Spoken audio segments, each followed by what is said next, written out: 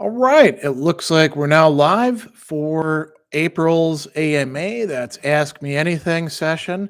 I don't see any questions yet, so I'll just tell you a little bit about what's going on here in the MKE. That's Milwaukee. So it's officially spring, and we have snowfall today. It's been going on since yesterday, and it's kind of a winter wonderland here, even though we're officially in spring, which is good to see because we need the precipitation, and it's always nice to see the city covered in snow. So people can fire away with their questions. I'm not seeing anything in the chat, in the top chat. Oh, there we go.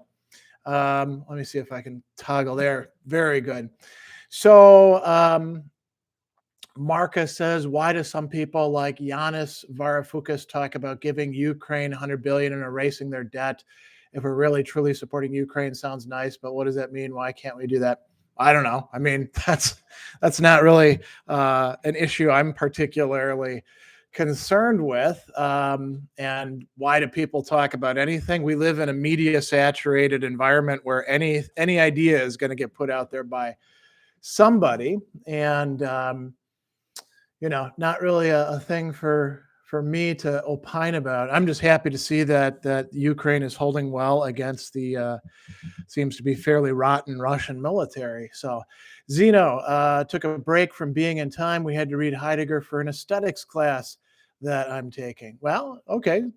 I mean, you take breaks from all sorts of people all the time, and that's perfectly fine to do. I mean, you've all heard me say this over and over again. Any philosopher, any work of philosophy that's really worth reading, you're gonna read multiple times. So it's not like you have to follow this very defined curriculum where you begin at the beginning and you end at the end. It's okay to read around in various ways. Mark says, hi, Greg. Hi, everyone. Hope you're all keeping well. Yeah, it's cold here in Milwaukee, cold enough to snow, like I was saying, but I've got some nice coffee from Stone Creek, one of our local roasters, and one of my favorite places to go. If you're ever here in Milwaukee, there's a good chance you can find me at the Factory Cafe. And yeah, we're ready to go. Miss Zachary, what don't you like about Merleau-Ponty? Where does he fall short? And what other philosopher do you agree with in terms of epistemology? Well, I don't worry about Merleau-Ponty in terms of epistemology. I'm interested. He's okay. I think this is the wrong sort of approach to take. Miss Zachary has got a history with this, asking why Merleau-Ponty is not in my top 10 philosophers or top 20 philosophers on that video that I had. And, the simple answer to that is there are literally hundreds of people who didn't make it into the top 10 or top 20. And that's not necessarily anything wrong with them. It's just, William James points this out. A lot of what we're doing is a matter of temperament. I like Merleau-Ponty. I like other people better. And there's so many other people, that I focus on them. I went to the Merleau-Ponty circle and actually wrote some pieces on Merleau-Ponty back, and I'm not quite sure what's going on. It says, please wait while we try reconnecting. That does not sound particularly good. There we go. We must be reconnected now. I mean, you might as well ask, why isn't Boethius in your top 10 or anything like that? So it's not always like there's a big critique of that person. It's just, they're not that big in my own thing. Moises says, I'm taking a class on Nietzsche's Beyond Good and Evil, and we're using Nietzsche's, like our connection again is unstable. I am not sure what's going on with the interwebs here, but I'm sure, you'll bear with me on it. Not quite sure what's happening. Sometimes there's construction here in the downtown, or winds can screw things up. So anyway, yeah, when it comes to any given secondary literature, odds are that anybody that you ask, unless they're just specializing in that secondary literature, have not actually read it. Farsam, I skipped over this one. What are your thoughts on embodied cognition? That's, so broad. I think that embodiment is part of cognition, and that's, there's many ways to approach that. So there's not much more to say about that. Toxicolaris, what do you think of the transcendental argument for God? If you've heard of it, that is, I may have read about it somewhere under a different name, but I have no idea what is actually meant by the transcendental argument for God. That could mean just about anything. So if you could maybe index where you're finding it, that might be helpful. Thunderbirds, do you have any thoughts on David Bentley Hart? Yeah, interesting guy. Unlike most of the Eastern Orthodox, he actually is willing to read and think about St. Anselm without a knee-jerk response against him, which is cool as well. So, but I'm not particularly into Hart. Dylan Vera, are you interested in the work of Judith Butler? I don't think I've heard you mention her before. Yeah, I mean, I've read Butler. I sometimes teach her in classes. Again, just because you haven't heard me mention her doesn't mean that I don't have any particular interest. The YouTube channel is sort of like this tiny little narrow thing, this window where people look in. And what we actually do, all of us academics and people living lives, is much broader. So, I mean, Butler became a thing way back when I was in grad school. Zeno, what do you think of Ralph Waldo Emerson? I found what you said about taking a break from philosophers that tend to do things chronologically.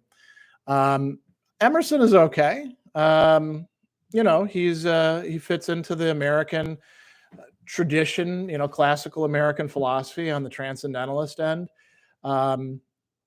There's a good bit more like just spinning things out and saying things than there is carefully constructed argument. And I think he, like many of the transcendentalists, plays rather fast and loose with the sources that he's using, but he's an interesting guy.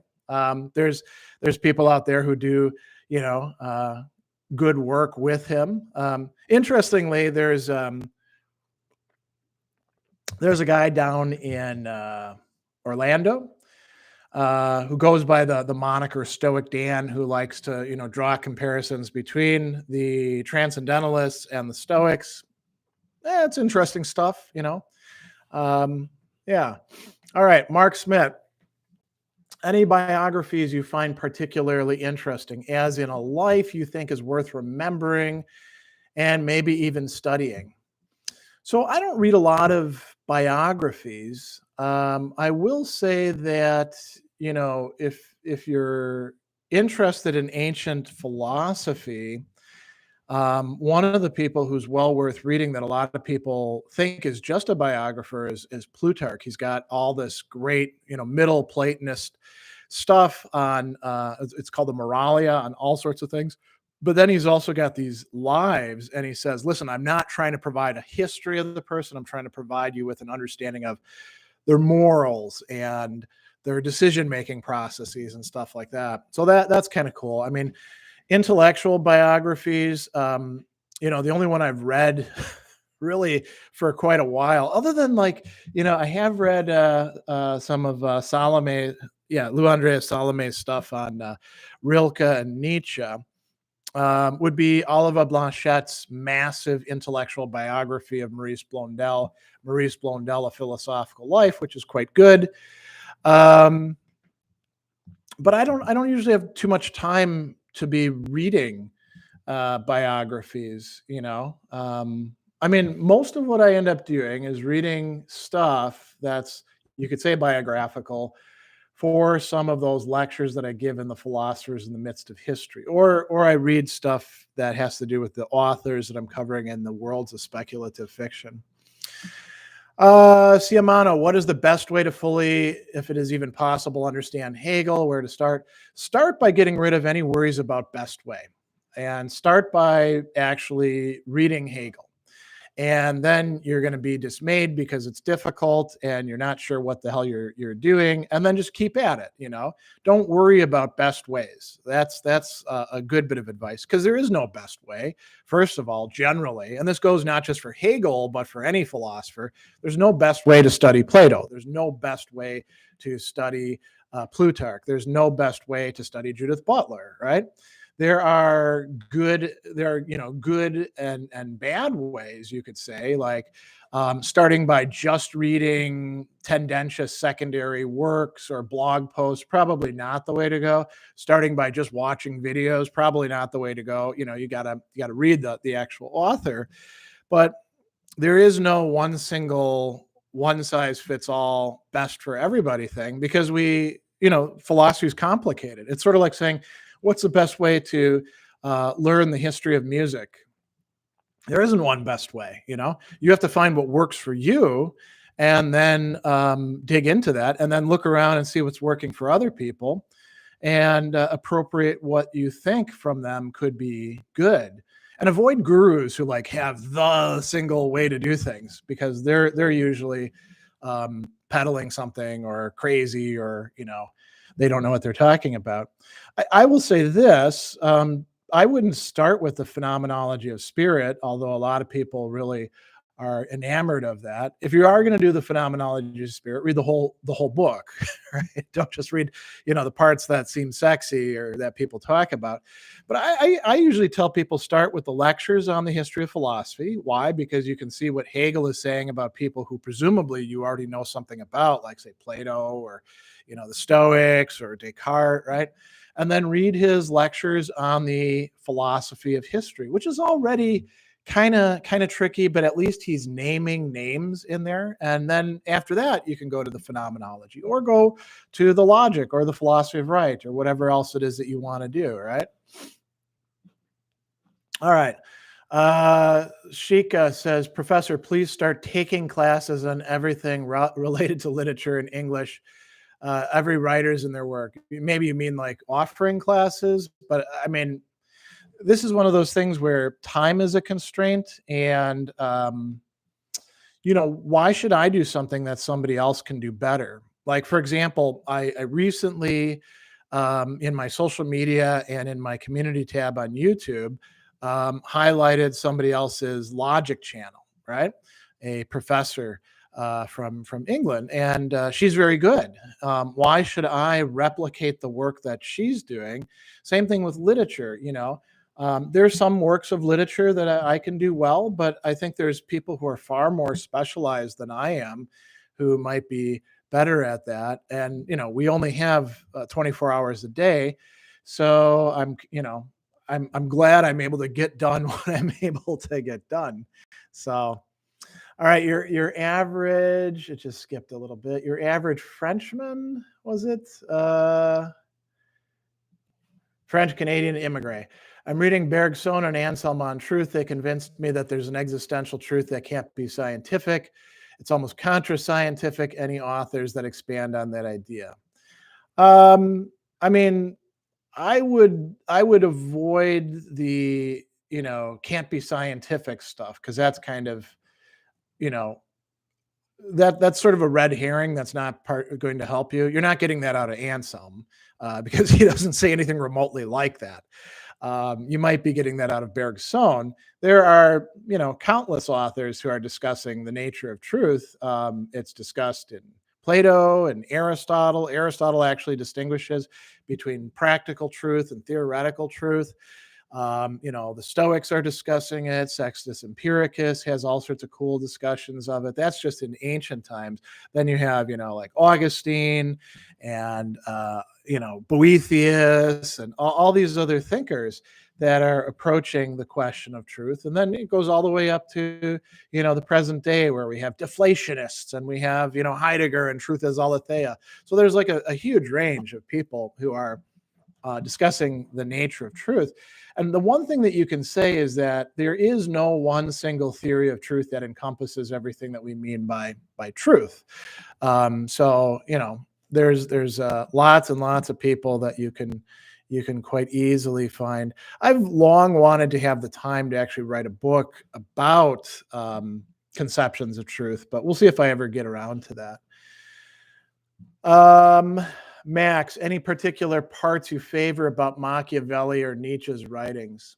I mean, if you mean, are there concepts that I take from their writings? Sure. I mean, Machiavelli says that the rich are always, in the Prince, are always going to be pricks who are trying to dominate the weak, and the poor or the many, and so it's the job of the Prince to actually whip the rich into line and make sure that they don't engage in that sort of thing. And I think he's right about that. And he's got some very interesting observations on a number of other topics. People often misjudge Machiavelli because they only read The Prince, and they only read it with this blinder on that, the ends justify the means, raw power, better to be feared than loved, and they kind of lose sight of what it is that his project is. Nietzsche's got all sorts of cool stuff in his works. I think that there is something like a will to power. It's not all that the will does, and I think he got that wrong. But I think that is part of it. And he problematizes the unity of the virtues in a very interesting way. I think that his diagnosis of ressentiment is very helpful. There's many people who are basically afflicted with ressentiment, including some people who would call themselves Nietzscheans. There's some of the history that he provides us with is very speculative, and you're like, yeah, come on, I don't know about this history of the development of Greek modes of poetry leading up to tragedy, and then it was Euripides and Socrates that screwed everything up. There's some things where you're like, come on, Nietzsche. But he's got, there's a lot of things to recommend his work. He's very attuned to the use of metaphor. I think that it is an important question that we have to ask. What is this philosopher really after? The conception of valuation is kind of a cool idea as well. So yes, hi professor, who's your favorite philosopher? I don't have a favorite philosopher anymore than I have a favorite band. I have like lots of people who I like and who fit into kind of a framework, but if you asked me, like, come up with a rank ordering, I would have a very hard time doing that, whether it's for philosophy or for music or literature or anything like that. I have a lot of people who I like. Let's see. Valuska, do you have any recommendations on secondary lit on Hegel that follows a metaphysical reading like Beiser's? It doesn't have to be in English. No, I don't really have recommendations on secondary lit. I spend very little time with secondary literature because I'm mostly oriented towards teaching and producing videos on and giving, writing and stuff on primary literature. And since I don't work just on one person, I work on a whole bunch of people. That's rather difficult to do. So Wakar asks the question that somebody always asks every single time: would you make videos on Arab Muslim philosophy? No, because I'm not really qualified to do that. You want to find somebody who's like me, who can actually read Arabic and who has the same sort of like attentiveness that I have to Hegel on my part. They have to, Ibn Rushd or whoever else you're going to bring up. I'm not the person to do that any more than I'm the person to do works in Indian philosophy. I don't read Sanskrit, That's the sort of thing where we have a division of labor, right? Zeno of Alea, thoughts on antinatalism. I don't really take it that seriously. It seems to have become quite popular as a movement, in the internet sphere. There were some philosophers who were anti-natalist in the past, but it's become kind of a sexy topic, right? But I'm not really that interested in it myself. All right, Made of Clay, how do you remember everything you talk about? I don't. So that's kind of a non-starter right there. I don't remember everything that I talk about. I trace over a lot of the same ground, but people will write me on a video that's 10 years old and they'll be like, at 59.30 you said XYZ, what did you mean by that? And I'll be like, how the hell would I know? That's like 2,000 videos ago. 10 years ago. I don't even remember everything that I said to my wife yesterday in our conversation. So I don't remember everything that I talk about. So let me read the rest of this. Besides constantly studying or rereading what helps you remember everything you know, I really want to feel like I know, but I find it hard to remember. So there's a couple things to say. First of all, I'm not rereading and studying all the time. I live a life as well. I take baths in which I read fiction stuff in the bath, or I, check Twitter on my phone. I, make meals and eat them. My wife and I will sit down and watch a show together. I'll go to the coffee house and hopefully get some work done, answering emails and stuff like that. I teach classes. So, the majority of my time is not actually spent studying and rereading. I would say, on a good day, I get to do 4 or 5 hours of that. Now, I did have the benefit of going to graduate school, and also I would say undergrad kind of fit in this as well, when I had a lot more time on my hands and I could just, read and think about stuff. And the graduate school that I went to, even though it's considered low tier, I probably got a better education there than I would have gotten going to an Ivy, because we had very, very rigorous preliminary examinations that you had to study for, which they've long since gotten rid of because so many people, did poorly on them. And it also had a major research library, and so you could study stuff in depth, and doing that was kind of helpful, sort of like musicians who practice, as my good friend Scott Terulli did when he was in his 20s, 8 hours a day. You build up a kind of memory by doing that. But I will say this, how people in talking about truth and lies will say, you're better off telling the truth because then you don't have to remember any lies. It's kind of like that with the history of philosophy. If you just read the people and you teach them as they are without coming at it with some sort of agenda or some big schema, like, these are these people who fit here and these are these people who fit here, but you do it just, because you like teaching Aristotle or Mary Wollstonecraft or whoever, you're basically saying the truth as best you know about those people, and then you don't have to remember any other things. You can just go to the text and be like, well, what's happening here? Same as it was last time that I read it. So I think that's helpful as well. Paul Litter, are Ryan Holiday's books a good resource for people new to Stoicism? Do you have any suggestions for people new to Stoicism? His texts are mediocre, I would say, and sometimes misleading. Sometimes the translations are actually off with things you can find in his works. My wife and I started doing the Daily Stoic, which I'd gotten as a sort of party favor back in Stoicon 2016. And we had to quit after a while because the quotes were fine. There's daily quotes in there, but then his discussion of it was so often just not very good, and sometimes actually wrong. So I don't recommend Ryan Holiday, no. And can he be sort of a gateway? I mean, it's sort of like Jordan Peterson. People are always like, oh, Jordan Peterson's so great. And you're like, the guy sucks. He actually doesn't know what the hell he's talking about. And then they're like, but he turned me on to Nietzsche. And then you're like, well, shit, read Nietzsche.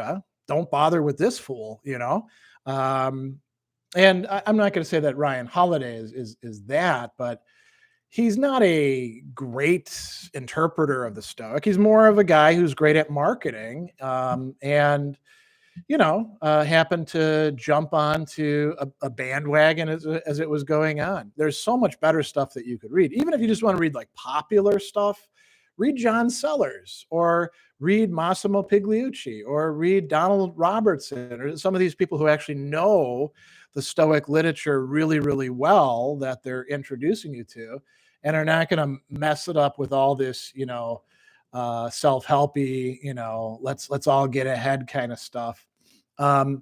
Are there any suggestions for people new to Stoicism? I wrote a whole Medium piece, reading suggestions for Stoicism, that I every once in a while will post in social media. And I give you I think you should start out with the actual texts. Don't dick around with secondary literature. All of you are smart enough to actually read some Cicero, some Epictetus, some Seneca, some, Marcus Aurelius. All of you are smart enough to do that. Don't shortchange yourself. and think that you have to, read this watered down kind of stuff, right? Go directly to the sources. And I give you a structure for that. I say, start with these three, then go to these three, and then do this, then do that. So, I mean, all you got to do is Google Sadler Stoicism reading recommendations, and you'll find that. All right, Colamoose, would you ever do videos on Coleridge or Mandeville? I haven't read Mandeville since graduate school. He's a pretty obscure guy. So, I mean, there's probably hundreds of people I would do before getting to him. Coleridge, okay, I could see doing some stuff on his work because he did influence the Transcendentalists. As a matter of fact, a lot of their Kant, they're getting secondhand through Coleridge. So he'd be worth doing. But, I mean, most of the time, I'm shooting videos on people who I'm teaching in my classes. And I haven't taught Coleridge, since I was teaching in the prison so a long time ago. Toxic Colaris, Orthodox Christian Transcendental argument presented by J. Dyer for God is the argument that God is the necessary precondition for the knowledge of metaphysics, epistemology, and ethics. Doesn't sound like much of an argument to me. And I quit following Jay Dyer because of the crazy crap that he was posting on Twitter. So I can't imagine that there's too much there. And it does sound like stuff that other people were proposing back in the day. But boy, that's a big claim for knowledge of metaphysics, epistemology, and ethics. Yeah, I don't know. All right, Mike Ray, are you familiar with Byung-Chul Han and his critique of neoliberalism? I am not, specifically as a burnout society where everyone has to be an entrepreneur, someone who has to constantly improve themselves. No, but that sounds kind of interesting. It might be worth checking out sometime down the line. I don't know. Impulsive, is Heidegger's Nietzsche worth reading in your opinion? More broadly, all of Heidegger's lectures are worth reading in my opinion.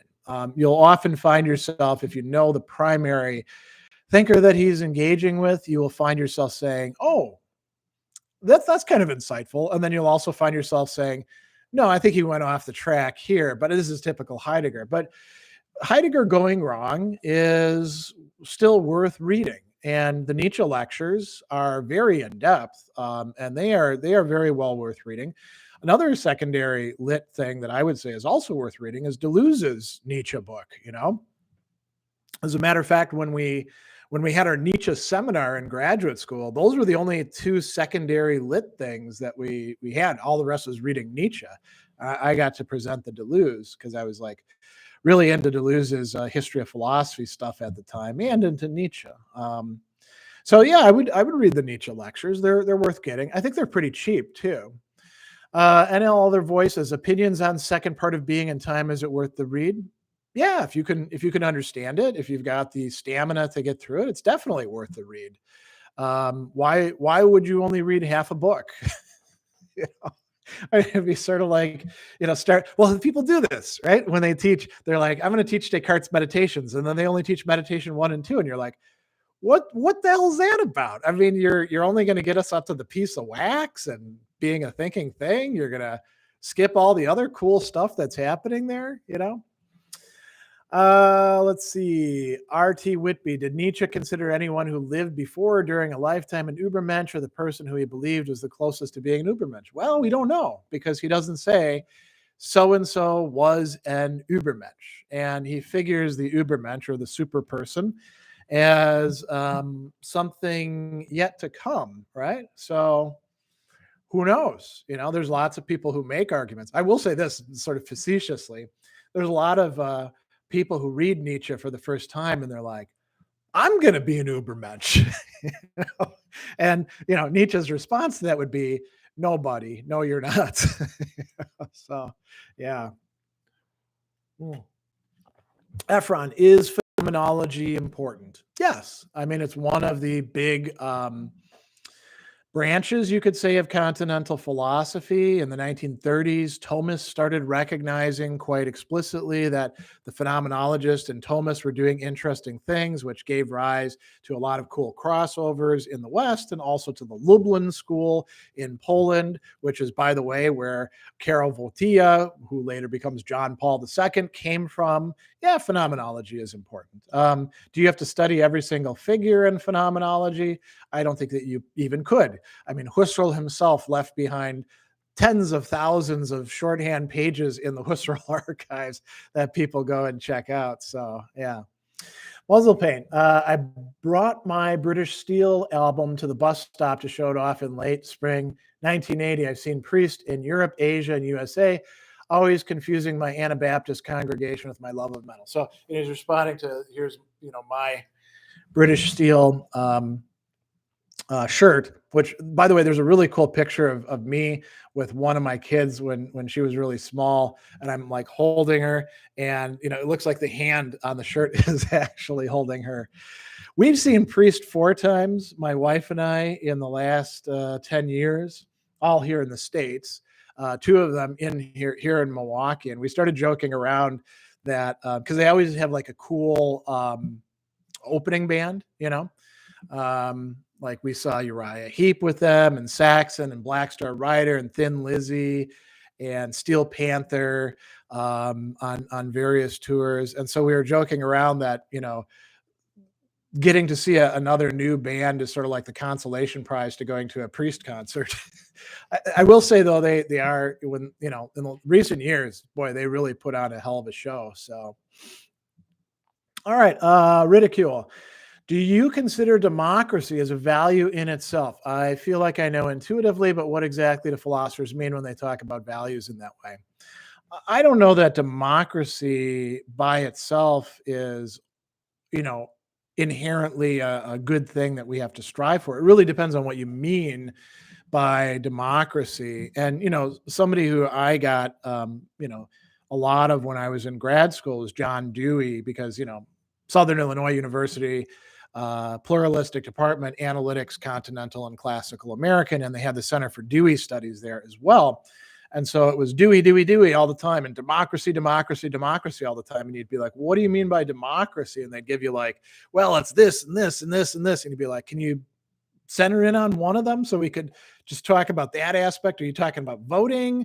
Are you talking about everybody gets to like express themselves? Are you talking about deliberation? What does democracy actually translate into? And a lot of times people that just have kind of a warm, fuzzy, excuse me, democracy is this good thing. It all depends on what you mean by it, I think. And so, there's certain aspects that, you think about Plato and his criticism of democracy. Was Plato criticizing all democracy and all aspects? No, not necessarily, but he was seeing some of the failures in Athenian democracy, right? So, yeah, philosophers, I think a lot of them have a warm, fuzzy association with democracy, but I don't know that goes beyond that sort of emotional attachment. Shoaib, I'm from Pakistan, want to read philosophy for personal interest, don't know enough language to read and to understand the philosophical literature. I'll be thankful for your advice. Well, just start where you are, and you got your lifetime ahead of you. You can keep on reading and reading and reading, and you acquire the capacities to do that, I think, right? I mean, the good news is, because you have access to the internet, almost everything up until, the 1950s is available for you online free. I mean, some of it isn't translated, but there's so many philosophers that you can find easily online. Alfonso, in what ways does the lack of providence damage Stoic ethics? Is it possible to replace logos with science, even if reason could fall into instrumental reason? So I don't think the lack of providence damages Stoic ethics at all. I think that a lot of it is independent of believing in a providential ordering of things. And this is where, traditional Stoics and modern Stoics different. And traditional Stoics are sort of hyper orthodox, and in my interactions with them, not particularly enjoyable people. And they tend to say, oh well, if you get rid of providence, everything else falls apart. And it's sort of like the Christian arguments. Oh, if God doesn't exist, then morality doesn't exist. And you're like, well, you just showed me that you are a shitty person who can't be relied upon to do the right thing. And, even in ancient Stoicism, you have Marcus Aurelius saying, hell, providence or atoms, who knows what it is, I can still do the right thing. So even in classical Stoicism, as opposed to modern traditional Stoicism, you don't necessarily need providence. Is it possible to replace logos with science? Why would you want to? You want to turn science into this big thing that we have, sort of sweeping assumptions about. There's a thing called scientism, which is, a problematic aspect that you see the, I effing love science crowd getting into, and Richard Dawkins embarrassing himself with every once in a while, or Neil deGrasse Tyson is a good example of that as well. Why the hell would we want that? Why not aim at just being rational and say that we have to re-understand what logos, rationality, means? That seems perfectly in consonance with classical Stoicism to me. Zeno of Alea, I, Claudius by Robert Graves is a book I've been meaning to read. Do you like historical fiction? Are there any books you recommend? I don't read historical fiction. I would guess in part because I don't have the time to read everything I'd like to read anyway. And I've got other genres that I'm more into, like, fantasy and sci-fi and horror and alternate histories and stuff like that. So yeah, I'm not that into those things, and also good straight out literature like Graham Greene. I don't get enough time to do that kind of reading. So finding another genre probably not in the cards for me, right? John Ortiz, how does one become a logician? Well, so you got to go to this door in the city and you knock on it 3 times and you say logos, logos, logos, and then they open it up and they ask you for the password again. And there isn't any way you become a logician. You study logic and then you mess around with it. How do you become a musician? How do you become an iron worker? You work in a certain field and you kind of learn as you go. SV, can you tell us some contemporary philosophers you like? Well, everyone knows I'm a big fan of Alistair MacIntyre, who I've actually met. Julia Annis, I'm a big fan of her and her work as well. Margaret Graver, great translator, and she's got an awesome book on Stoicism and the emotions. If you're talking about people that are doing more on their own kind of work, not more historically oriented, I'd have to think about that. I'm not somebody who's looking for the sort of latest things going on. And I'm very appreciative of those who are good at incorporating the insights of other people from the past. Ephron, who is superior philosophically, Husserl or Heidegger? Totally wrong-headed question. Why, who superior? What the hell does that mean? You'd have to clarify in what respect you want somebody to be superior. And I think you should think about why you're worried about that. Spend some time reading them and you can come to your own judgment. Zeno of Alea, do you like reading philosophy chronologically, or do you pick out one by random and research by that? Neither. My formative days were over half my lifetime ago, and I did things kind of chronologically and kind of haphazardly.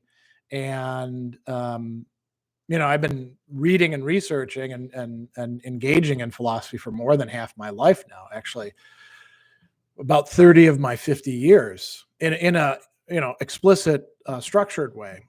So there isn't any original way to go about it for me. I've been doing this for so long. You could say when you're presenting something, do you want to present it chronologically or topic wise or something like that? That could make more sense. Made of clay. I think the biggest problem when reading Hegel is he refers to his terms once when he begins to talk about them, then just calls his concepts as it for the next 10 paragraphs.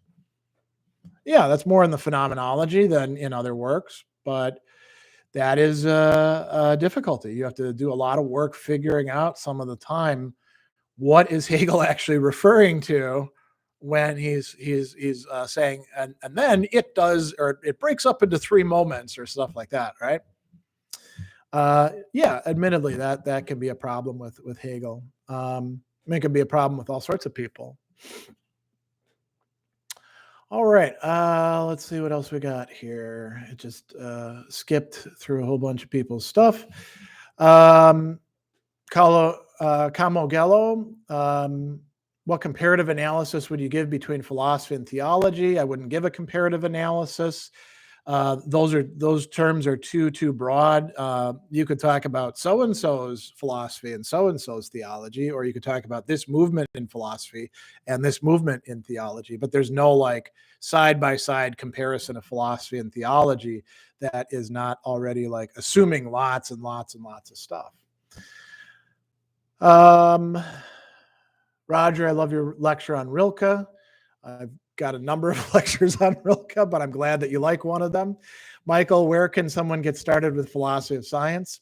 I mean, you could actually like, this is the kind of thing where you could go to the internet and go to like the Internet Encyclopedia of Philosophy or Stanford Encyclopedia of Philosophy, and then, read their entries and then look at the bibliography and then maybe start reading some of the primary texts in the bibliography. That might be a good thing.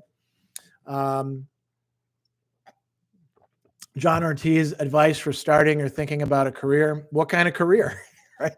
I mean, I don't think that there is a one-size-fit-all thing about careers, other than probably expect that it's not going to last your whole lifetime, right? R.T. Whitby, what do you think about Voltaire?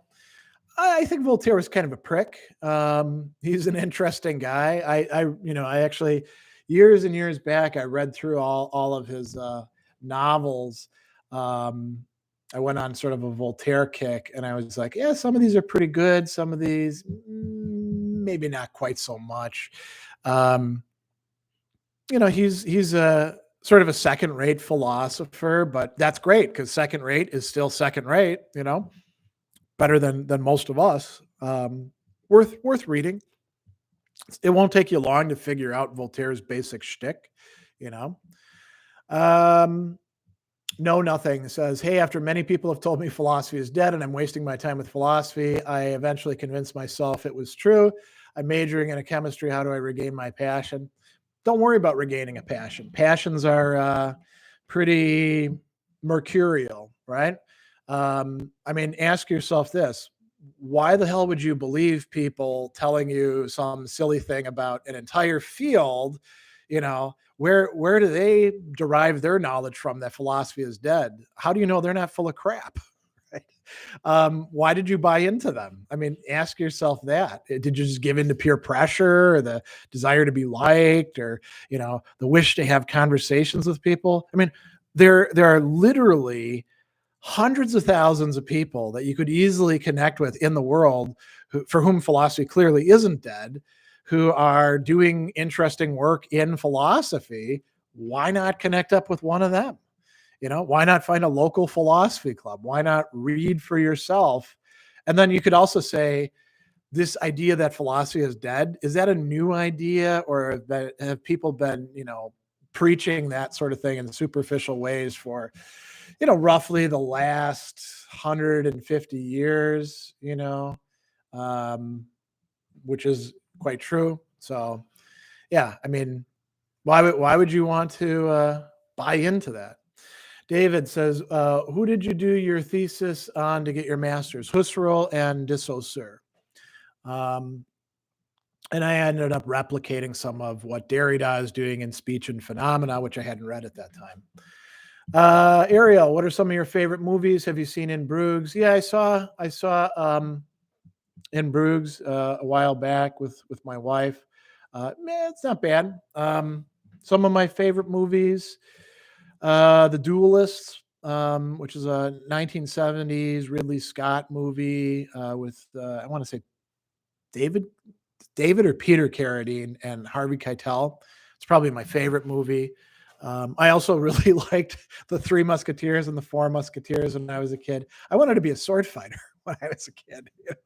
There wasn't a lot of call for that, but man, did I want to be a duelist. There's lots of movies that are quite good. I mean, things don't come to mind.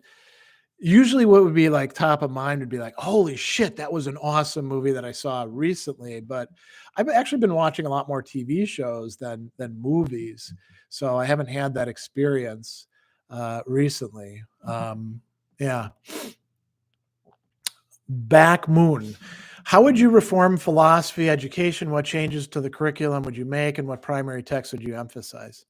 What philosophy curriculum? It's being taught differently all over the place. I think you're assuming that we would somehow standardize it. I mean, in other countries, like if you have like high school philosophy, there can be like a standard curriculum, right? But that sure isn't the case here in the United States, where we don't have philosophy in most high schools. And when you get to college, there isn't a standard curriculum. Even in the same department, intro to philosophy might be taught very, very different ways.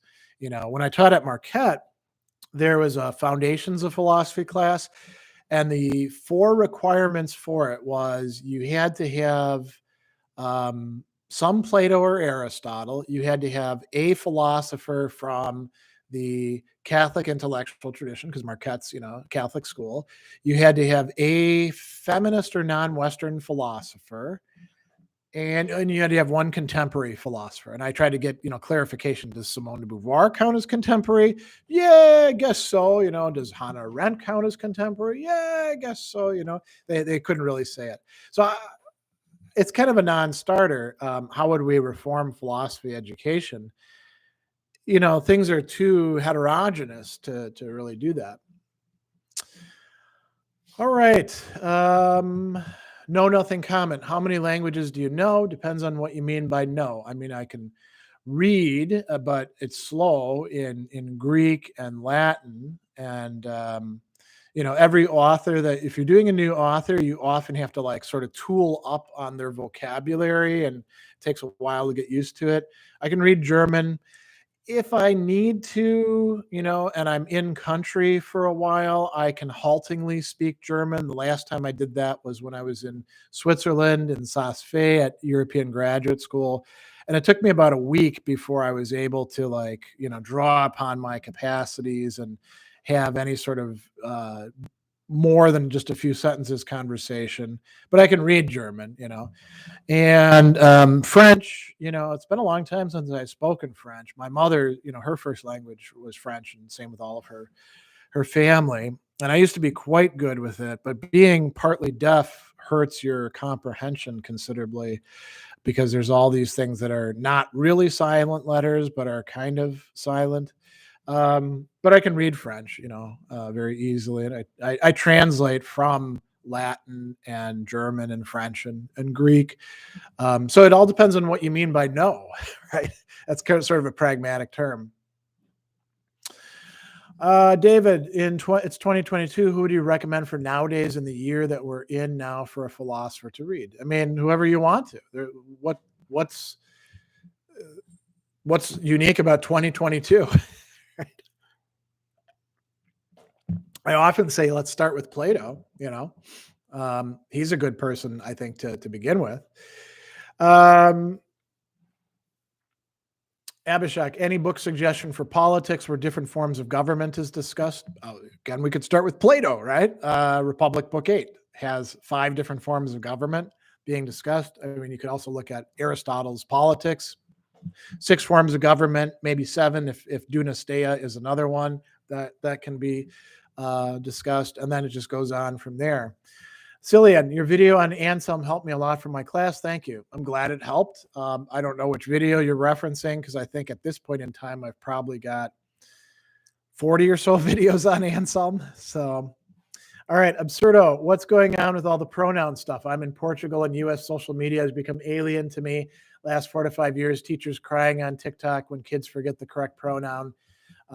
Is academia the same, worse? Are they still the same? I've been a leftist my whole life, but this is driving me crazy. It's driving you crazy because you're letting it drive you crazy. I mean, it's not really that big of a deal. There's so many other things.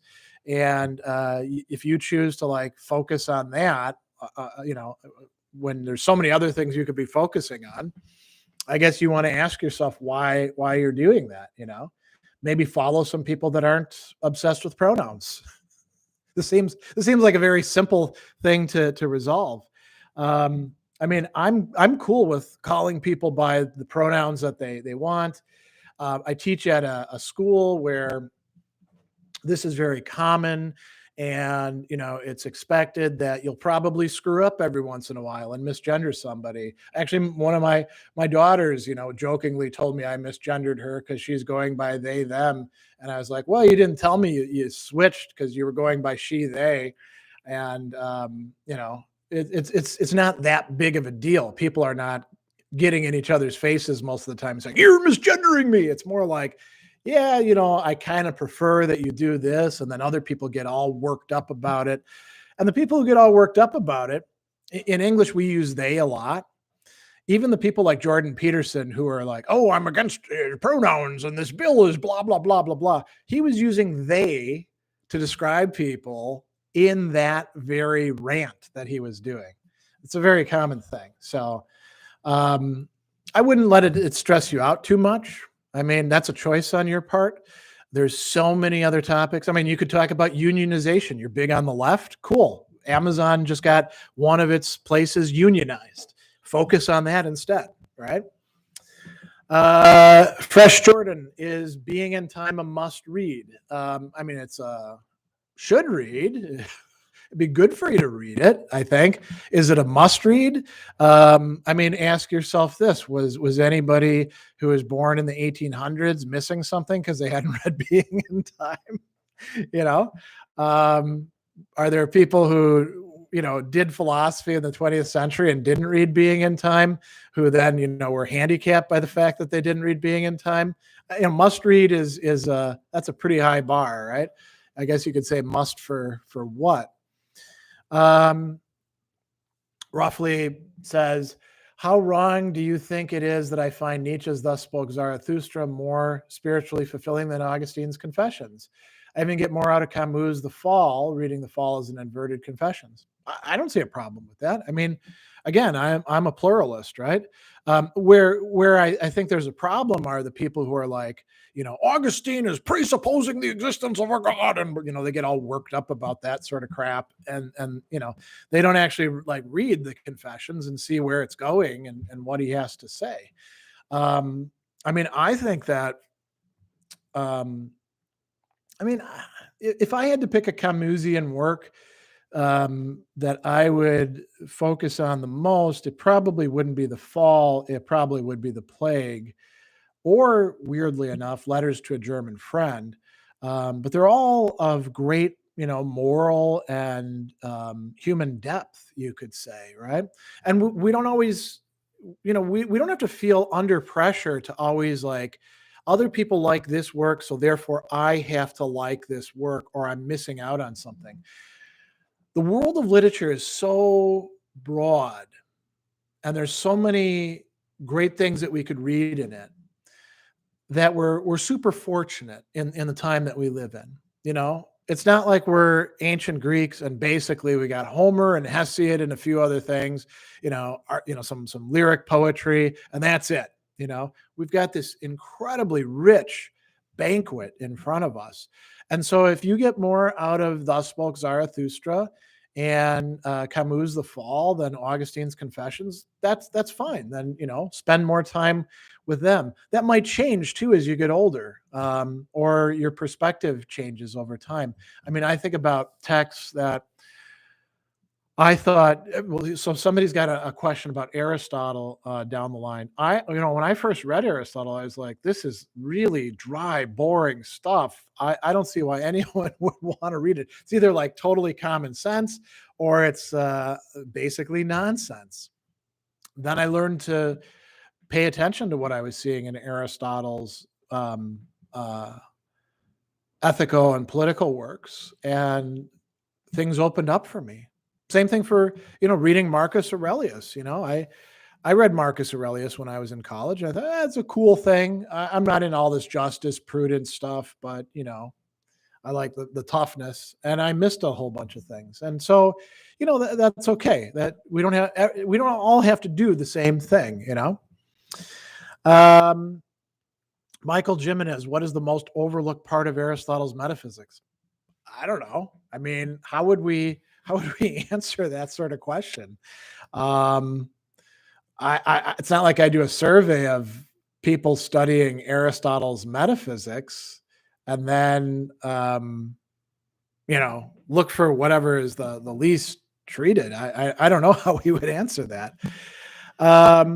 Cinder, what do you think of R.G. Collingwood's idea of metaphysics as the study of absolute presuppositions? Does this lead to relativism? I don't think it leads to relativism. I think that usually when we say, metaphysics is fundamentally about this, however talented we are, and Collingwood is a talented thinker and writer, we're probably leaving some stuff out, David says, I was wondering if you had a recommendation on a polisher, how thought it to teach slave women and all classes of people. I don't even know what that means. That's kind of some word salad there. So I don't know what you have in mind. Ridicule, I heard Sadguru, the Indian mystic, tell people to drop their philosophies because they're just a bunch of people obsessed with words and not reality. Frustrates me when people worship these gurus. Okay, so this is a good thing to talk about. And this kind of goes back to the question that Absurdo had about the pronoun stuff. So the world is full of jackasses and, fakes and scam artists and guru types, right? And, there's going to be people worked up about all sorts of crazy crap at any given time and giving bad advice. That doesn't necessarily have to affect us. And I'm sympathetic to this. That pisses me off, seeing that sort of thing going on. Because I also don't like seeing people being held up as, this is so smart and great, and we have to follow these people when you're like, this is garbage, what's wrong with you? But again, we don't have to allow it to get to us. That is a choice on our part. And we probably are better off if we do wean ourselves away from that, because there isn't a hell of a lot we can do, right? Other than just keep on doing the good work that we're doing and letting people be attracted to that. There will probably always be more people attracted to these guru types than there will to people who, have something real to offer.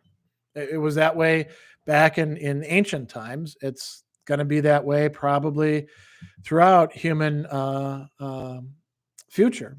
So yeah, and you can, drop your philosophies. When somebody says that, you have to say, well, what do they mean by philosophy? And are they peddling a philosophy as well? Right. So, all right. Is that L? Hegelians all view history as a duality between res justus history, which is becoming, and written history, which is happened. How do you describe this objective problem? Oh, all Hegelians believe that? That's interesting. I don't know that that's the case.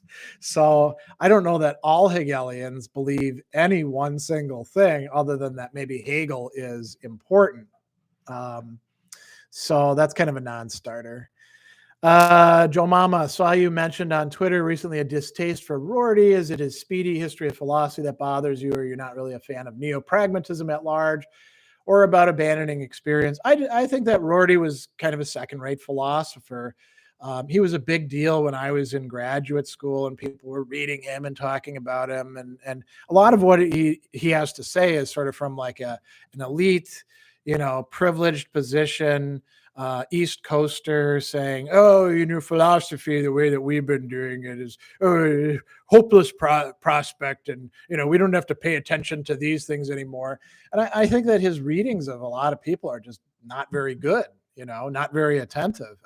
That said, he has some good readings of some people, but, I think he substitutes assertion for actual argument or justification a lot. And he does so in the same way that, like, when McIntyre talks about the Bloomsbury group in the beginning of the 20th century, and after virtue, it's the same sort of thing. It's just done from a neo-pragmatist thing. And if Rorty is what neo-pragmatism is, then neo-pragmatism isn't very interesting. Fortunately, there's a lot of other people out there who are doing better work, I would say, than Rorty. And they're drawing on, if you want to be a neo-pragmatist, you better be drawing on Peirce and James and Dewey and probably Royce is also important in there as well. And you better be, showing a pragmatic attitude towards things. So, all right. KS, what do you think the future of the academic philosophy professor career is? Will it keep shrinking? Now, if you mean tenure track academic philosophy, yeah, that's going to keep shrinking, at least here in the United States. I can't speak for Canada or Australia or Japan or, France or any of those places. Those are other systems. But yeah, tenure track jobs are going to continue to shrink. There's plenty of work if you want to be an adjunct. And sometimes adjuncting can be okay. Like, me being an adjunct at Milwaukee Institute of Art and Design is pretty good. I don't teach anymore for Milwaukee Area Technical College. I'm going to stop teaching for Carthage College as an adjunct pretty soon. And, I also have my own business, so I'm not just dependent on going from college to college. So there will be work.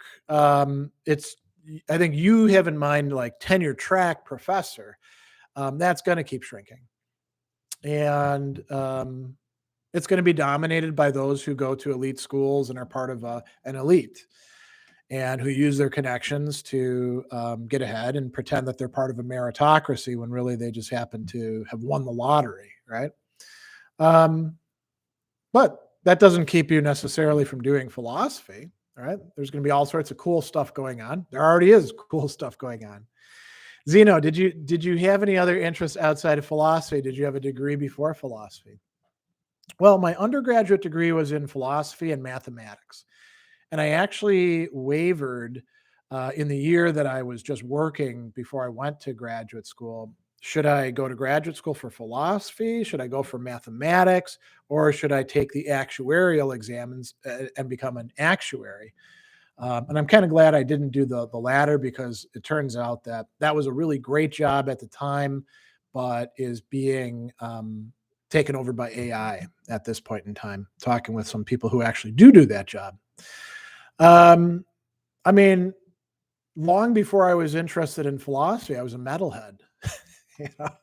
I grew up in the 1970s and 1980s. And so, yeah, I also mentioned too, watching shows like the Three Musketeers and the Duelists and, playing swords, as we used to call it. We'd get sticks and garbage can lids and go at each other. And then, fencing in high school. That was a big thing for me too,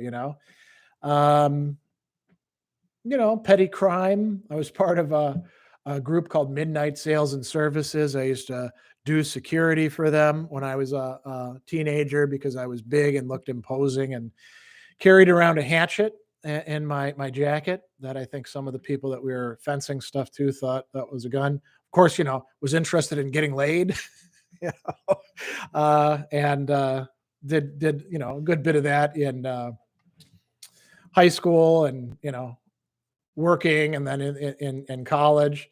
So lots and lots. Well, and I used to do art. I used to work with oil pastels and watercolors. So I had lots and lots of things that I was doing. I also played bass. I learned to play in the Army, and then played in a few never going anywhere bands all the way through college. I still play the banjo, which I picked up in high school, my dad's old banjo. And I like good coffee, like good food, I'm a pretty good cook. So lots and lots of things going on. All right. Pooja, where are you from, and would you come to India? I'm from here, the Milwaukee area. I grew up about 30 miles west of here. on the border of Delafield and Wales. And would I come to India?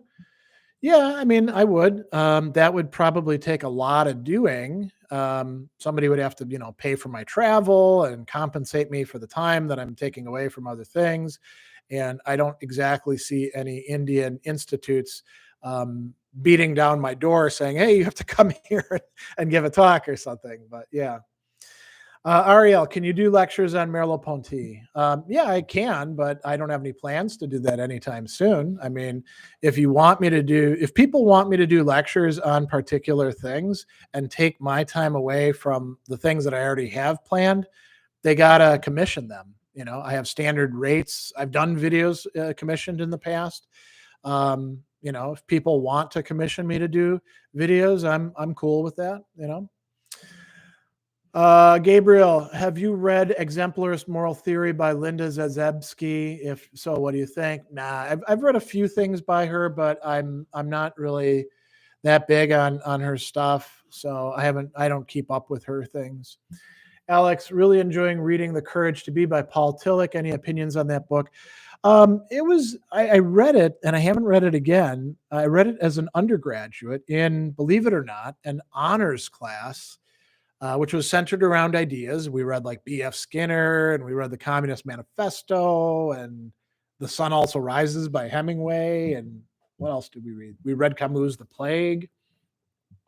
And what else? Dr. Zhivago we read by Pasternak. So yeah, I read it then, and that's when I was really into existentialism. So I was like, yeah, this is cool stuff. I never considered Tillich to be one of the great existentialists, but maybe I could be wrong. I mean, what you read as a 20-something-year-old, when you read it as a 50-something-year-old, oftentimes you find things that you missed, right? R.T. Whitby, have you ever read Giovanni Mirandola? Do you mean Pico de Mirandola? Again, back back in college, yes, not since then. Mark, what do you know about Simplicius? I've just ordered a book on his take on the Enchiridion. Well, you'd have to order 2 books because that's how they sell them. The commentary on the Enchiridion goes, there's one book that goes like up to I want to say chapter 29, and then the other book covers the rest of it. I think Simplicius is pretty cool. He's not a Stoic, he's a Neoplatonist, but he does explain some things in that commentary that Epictetus kind of leaves undetermined, right? And I think Simplicius's point of view is actually quite interesting. So you'll probably enjoy it. There's also, good introduction stuff in those volumes, if you're getting the ones that I'm thinking about. Sam, recently on an interview, Chomsky accused Jacques Lacan of being a charlatan and critiqued his theory as not empirical. Should Lacan's theories be empirically grounded to be taken seriously? It depends on what you mean by empirically grounded. There are Lacanian psychiatrists that have been working using his stuff for over half a century and, helping patients out with it. Does that count as empirical grounding for you? I mean, what has Chomsky actually read of Lacan? You got to ask yourself that. I don't think this is that recent, by the way, because he was doing that years and years ago, right? But you always got to be careful with this empirically grounded, empirical. You got to clarify what you mean by that, especially if you're talking about something that is inherently complex like psychotherapy. So, yeah. I mean, there's this big movement to be evidence-based about stuff. A lot of that evidence-based stuff, when you look at the studies as a philosopher, you're like, not sure this counts as evidence. You've got some quantification here. You did some measurements. I'm not sure that what you did here actually translates into something. All right, here. Marco, what do you make of the claim that you cannot be fully virtuous without being vegan? I think it's nonsense. I think, first of all, now this is not actually addressing that claim. Lots of vegans are real assholes. Sometimes they're assholes about being vegan. Sometimes they're just assholes and they happen to practice veganism as a way to compensate for being an asshole. So I don't think there's any connection between veganism and being virtuous. Causing unnecessary suffering because it's scientifically proven we can only eat plants cannot be virtuous. Says who? I mean, big assumption there. And guess what? If you're a vegan, you're still causing animal suffering because all those fields that things are cultivated in, when you plow them up, you're hurting animals, mice, shrews, the pesticides, killing insects, actually a lot of times killing the worms and stuff like that. Being a vegan does not mean avoiding animal suffering. It's a sort of Puritanism. And I think much of the time it's silly. We can say we should move to a more plant-based diet. We should be conscious about the suffering that we cause, but nobody is avoiding suffering entirely. So that's kind of a non-starter. Brett, are you familiar with Charles Taliaferro? I remember the name, but I don't remember anything about the guy. Cillian, opinion on Dostoevsky. I have many opinions on Dostoevsky. Which one do you want? Naveen, best philosophy book that gave you different perspective on everything.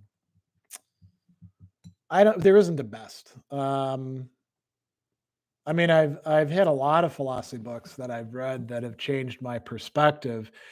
Very few of them do that kind of movie thing where like your total perspective changes. It's more like, you read something and you're like, that doesn't sound right. And then after a while, you're like, maybe there's something there. And then after a while, you're like, oh, if I look at things this way, that, puts these things in perspective. And then you're like, oh, wow, this is actually, on point. And I'm putting it into my life and it's changing how I'm viewing things. That's more common. People who have like rapid conversions to things, I'm usually pretty distrustful of that. And I don't think that happens a lot in philosophy. So Orville finished the Cyropaedia recently. That is the education of Cyrus. Why does Plato's Republic get so much more discussion than Xenophon? Probably because Plato wrote a lot more than Xenophon, and Plato, as opposed to Xenophon, founded an entire school of philosophy that the Republic, along with the Symposium and the Phaedrus and the Timaeus, was absolutely central in and continued on for, with a sort of unbroken continuity for a couple hundred years. I mean, Xenophon is good. I enjoy Xenophon. I think he's kind of an underrated resource, but Xenophon ain't Plato, that's probably the reason why, right? Zeno, do you find the problem of suffering evil to be a strong argument against God? If not, which argument do you find yourself trouble getting around? No, I don't find it a strong argument against God. I'm somebody who is, always sort of struggling with God anyway, but not so much struggling to believe, more like, wrestling with God, I'm probably not a good person to ask about that because I'm probably an outlier in philosophy. Sebastian, what do you think about Brandam's take on Hegel and his project of explaining language? I think Brandam is interesting. Brandam is a great example of somebody who starts out as an analytic philosopher, and this is a good process. The more that he engages the primary text, the more he moves away from being just an analytic philosopher, the more he becomes like a good history of philosophy person. I haven't read his most recent book, but I did see him actually present here at Marquette University in the Aquinas lecture when the book was coming out. And I'll say, I think that he's emphasizing certain aspects of Hegel's overall point of view and de-emphasizing others, which is perfectly fine. Everybody does that, by the way. And this isn't just with Hegel, this is with secondary lit in general. Like, you're really not going to find somebody who just sticks to the text by itself. I mean, even my half-hour Hegel series, where I'm trying to be as close a reader as possible. I'm sure there's like emphases that I'm bringing in where somebody, if they looked at all the videos, they could be like, yeah, this is what he's focusing on. He doesn't really talk about these things, right? So I like Brandon. I think he's a good person, not just to talk about Hegel, but Kant and other philosophers as well. I enjoy reading him. Okay, let's see here. Or to put it another way, Machiavelli seemed to think Xenophon and the Cyropaedia were much more noteworthy than Plato and the Republic. Was he right? No. I mean, so what if Machiavelli thought that?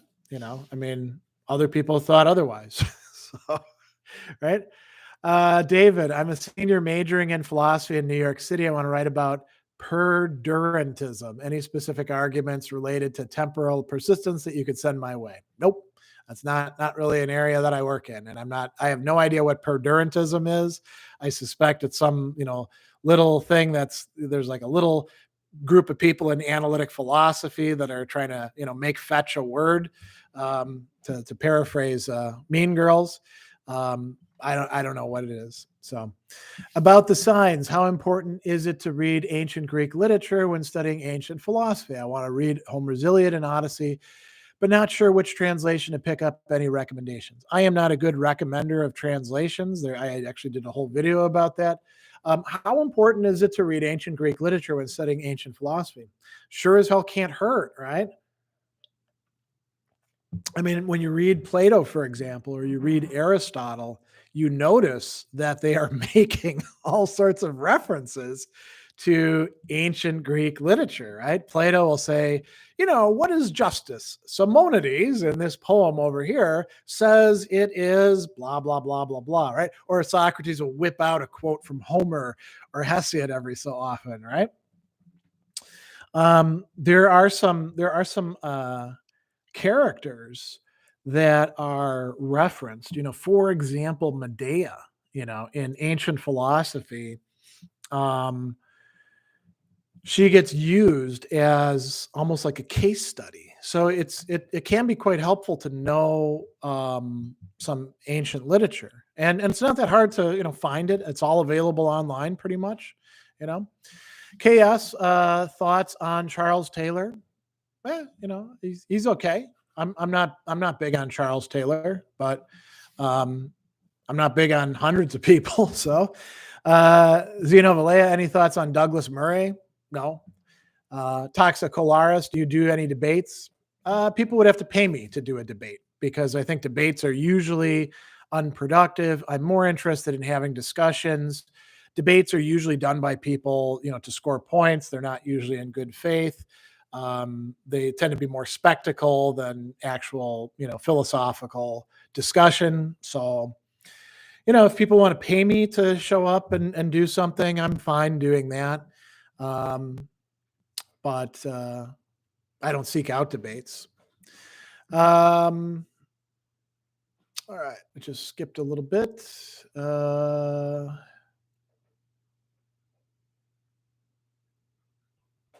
Let's see here. Actually, I think I better start skipping around in part because we got about 12 minutes left. Why did Socrates maintain wrongdoings only happen through ignorance? That's the point of view that he has. He thinks that if people actually knew what was good for them, then they wouldn't do bad things. This, by the way, is sort of an extreme position, and Aristotle didn't think that. Even the Stoics didn't entirely buy into that. There's all sorts of others as well who didn't. David, if I sent you a short story that I wrote, which I submitted to the New Yorker and the Paris Review, would I give it a quick read? I don't know. Maybe not. It depends. Really applying for a research opportunity, but I haven't written a dissertation or anything like that. Can you suggest how to write a research proposal? No, somebody in your field would have to do that, right? I mean, or, and you would definitely want to see what it is for your country. It's not as if there's a single way to do a research proposal. David Fagan, do you think Epicurus teaching are a good choice for modern people? I'm an eclectic, so why not learn some Epicurus and also learn some Stoics and also learn some Aristotle? And there is a Society of Epicurus out there that you can Google and find on the net, and they have lots of resources. You might find that interesting. Let's see.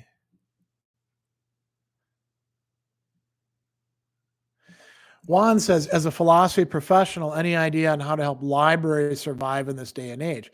I mean, as a philosophy professional, I'd be less likely to have ideas. It'd be more like media studies people or library science that would actually have something to say about that. All right.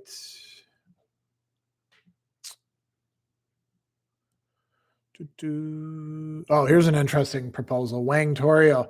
I'm intrigued by Plato's ship of state allegory. Do you think it would be possible to fairly implement a voter's ed and voting license system in the US? And if so, could it improve things?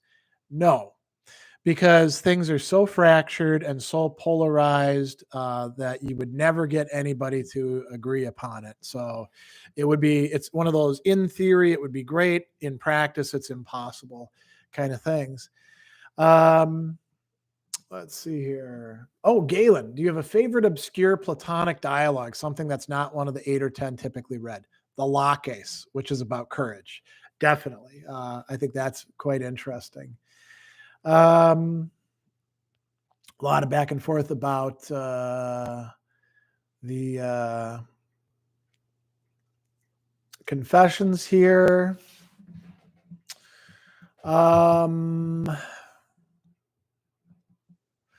About the signs, who are the idealist philosophers? Do you have any videos on idealism?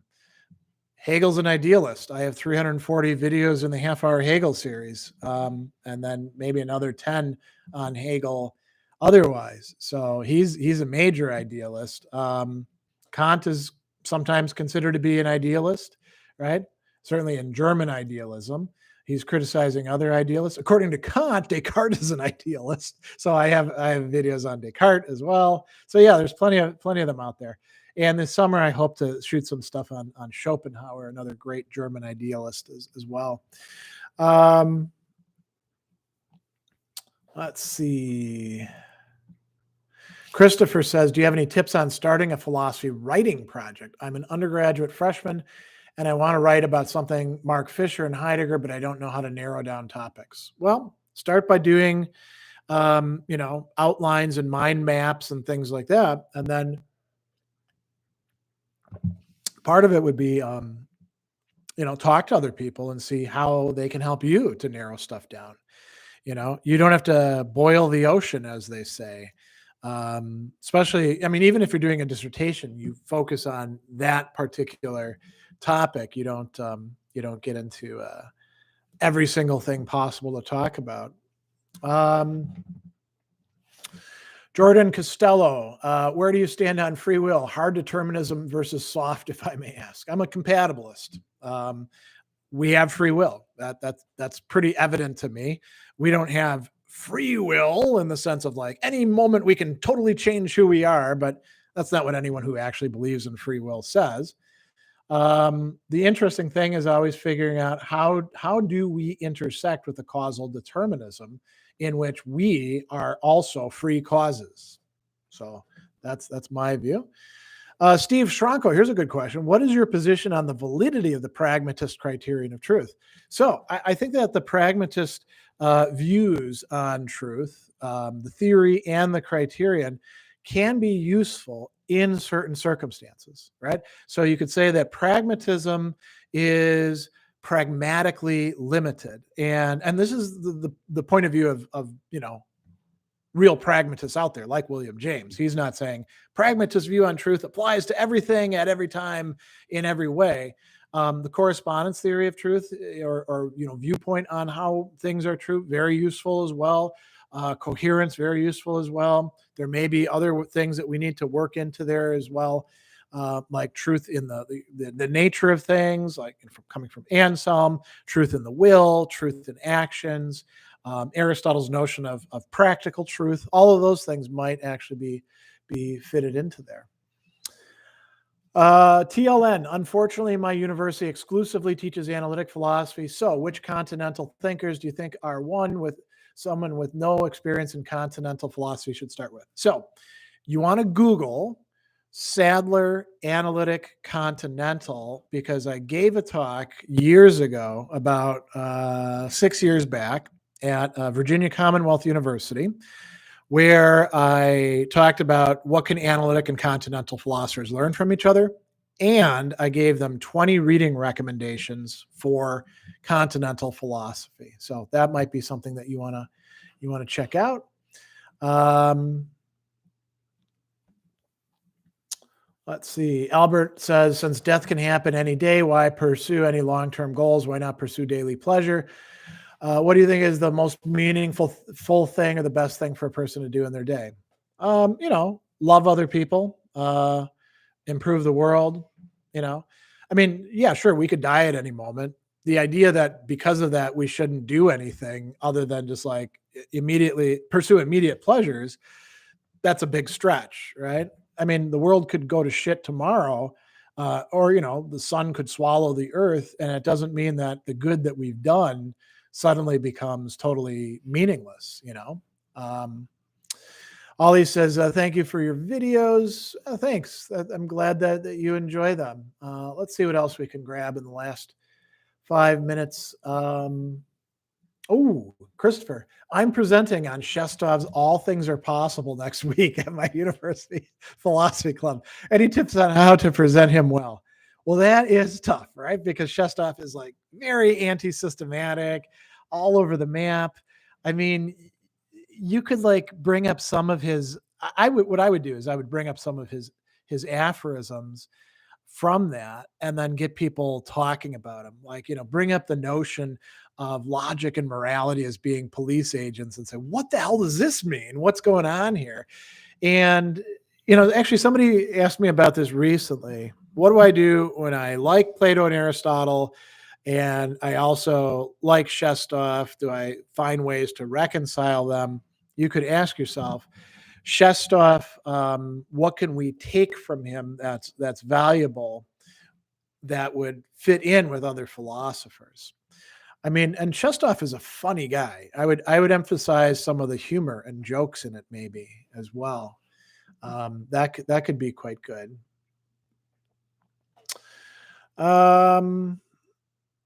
What else we got here?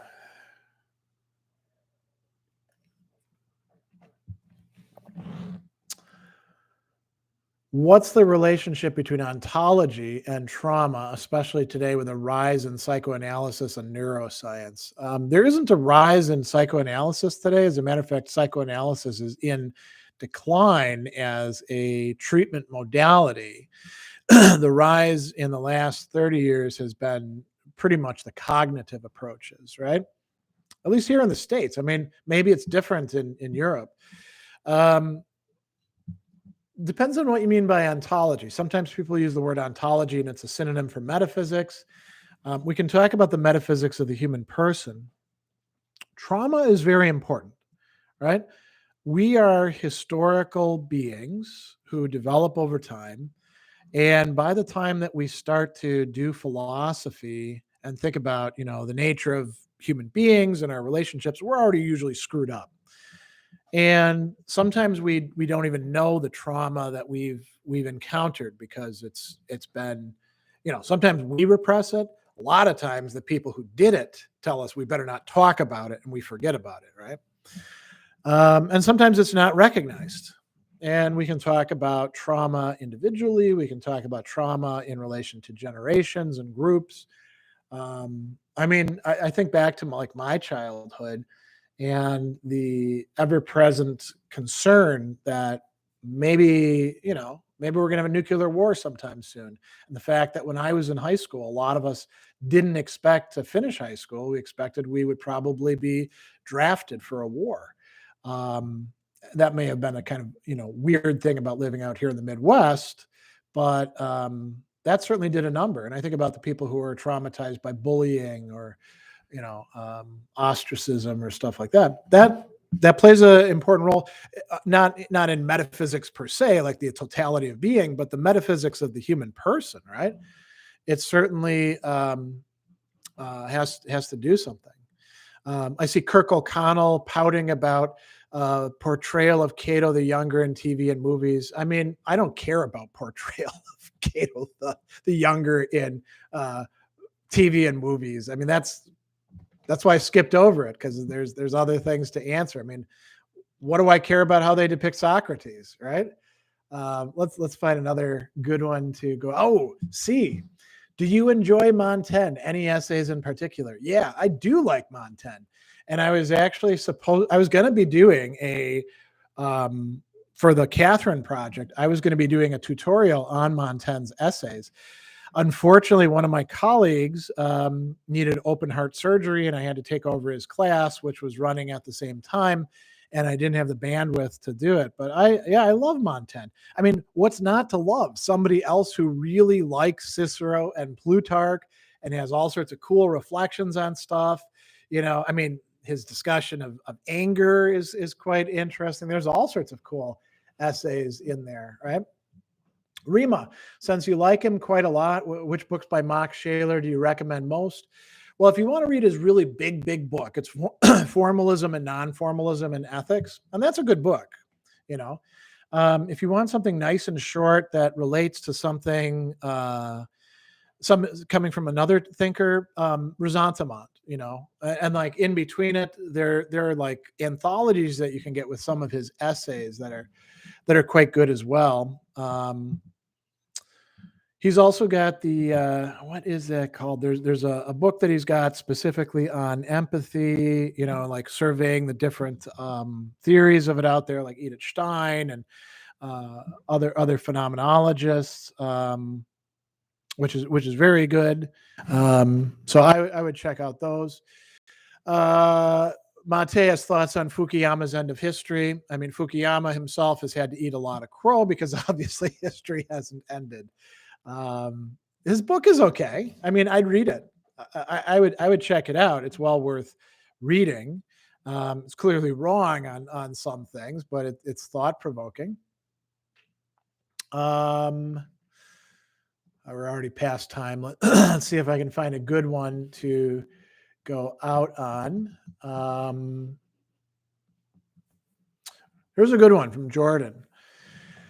When reading great thinkers discuss topics such as race or gender, often with problematical historical baggage, how do you separate the good ideas from the ideological biases that existed at the time? You do it. You say, here's the good ideas, here's the ideological baggage. And the good ideas are not vitiated by the historical baggage. You say, wow, Aristotle, you really are kind of a bonehead when it comes to women and everybody who's not Greek, by the way, and people who work with their hands, right? And you say, all right, so he's clearly wrong about this. We're not going to worry that much about what he has to say about women, because he's off, unless it's something useful where he's saying, the barbarians, one of the signs that they're natural slaves is that they don't distinguish between women and slaves. You can say, well, what's going on there? We have to unpack this and figure it out. And I mean, think about Nietzsche. Nietzsche says a lot of stupid shit about women and about everybody else, right? It's possible for you to do the critical work of saying, I'm going to accept these ideas. These I'm not going to bother with. And then sometimes there'll be things that are kind of problematic, like, is Heidegger already a Nazi when he's, writing Being in Time? No. But there are some things that he says, about like tradition and the community where you're like, well, it's not Nazi, but you can see how he's going down that path. And so we got to watch out for that. Should we, take the rector's speech and say, yeah, there's a lot of great ideas in here? Probably not. A lot of this is a matter of like keeping perspective and establishing priorities and saying, well, we're gonna use this and this and this. I think there's a lot of people, and this is where I'll end, who want their thinkers to be pure, who want them to be like always right about something, or never have done anything wrong or said anything wrong in their life. And this kind of goes to that guru question that somebody was asking earlier. They don't want philosophers, they want gurus. And gurus are always, well, I won't say this always. Gurus are almost always fake. They almost never measure up to what it is that they put themselves forward as representing. So maybe the problem is more with us and the worry about, needing these figures to be really great. And you don't have to like have everything neatly separated off into good philosopher, bad philosopher sort of thing. Maybe there's a border zone, and maybe we have to like hash this out and talk it through from time to time. So that is a great question to end on, and I will say thanks to everybody for your questions, and I'll see you next time. Now I'm going to get some lunch, and then I've got a philosophy chat for Patreon supporters to get to, and I'll see you next time.